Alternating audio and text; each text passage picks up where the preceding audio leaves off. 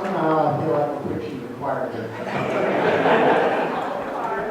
Okay, I can't imagine that he wouldn't get out this hour in the morning if he wouldn't support what we're talking about. But, you know, I'm a proud Ohioan. We grew up in Ohio, my roots are in Ohio, and sort of give you a little background. My grandfather worked on the railroad, worked on the C&O Railroad. My mother's father worked on the B&O Railroad. My dad's father was a boilermaker.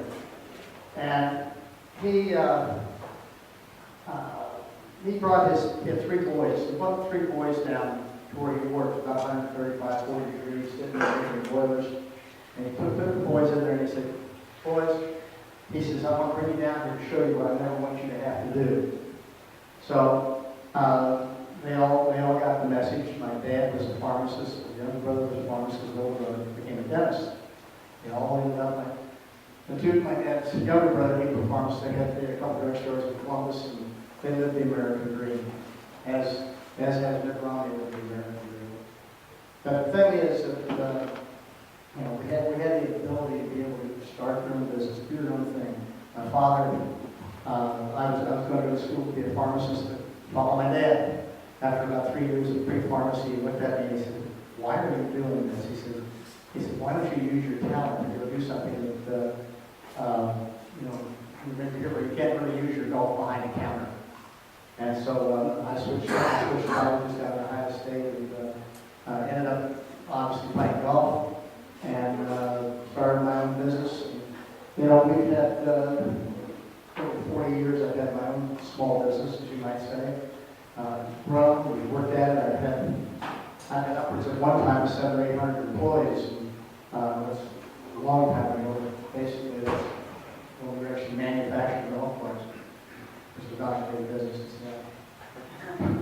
But anyway, we ended up having, over the last 4 years, my business has really been cut in half.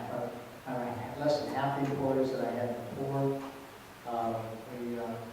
Last year, in the design business, which is what I basically do now, 98% of our income came from outside the United States.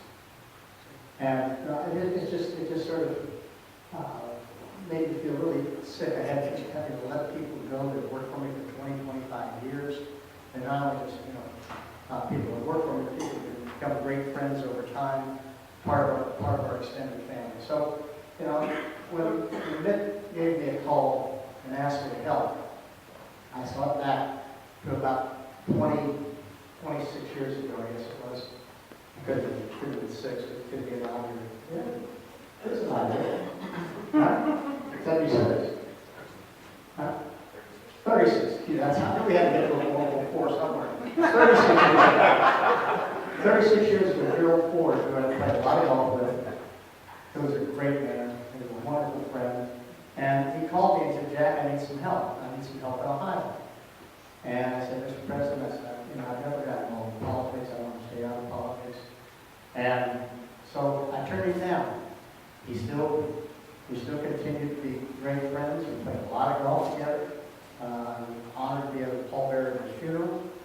And so, you know, he didn't take it personally.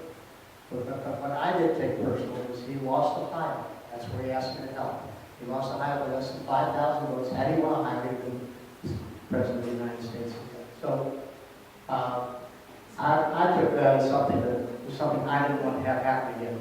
So Mitt called and he asked me if I would help. And I said, absolutely, I'll help. I said, I'm all in. My wife Barbara is here with me. Barbara's participating.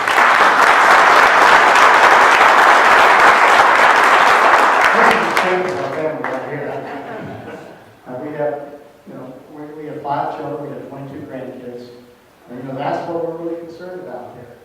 It's not our future. Barbara's mine. We've had a great run, but it's our grandkids, your kids, your grandkids. That's what you're concerned about. And so, you know, here today, I know I say we're preaching to the choir, but we got to get the choir to go out and talk to some people.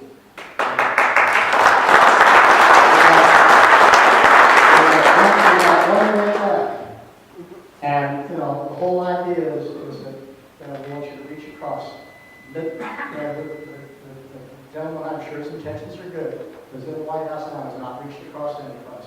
And so we need to get someone to reach across the aisle. We need you all to reach across the street, talk to your friends, talk to your neighbors. If you've got people who are leaning around you and don't know whether they're going to vote or not, let's get them out there to vote. That's the whole idea of this being here today, is get people out to vote, get them out to do what the American right is to vote and determine what the future of your country is. So we're here today to say thank you for being here, thank you for your support. And, we can't stand 4 more years of what we've had, so let's get out and have a new 4 years. And thank you. Let's go for Romney.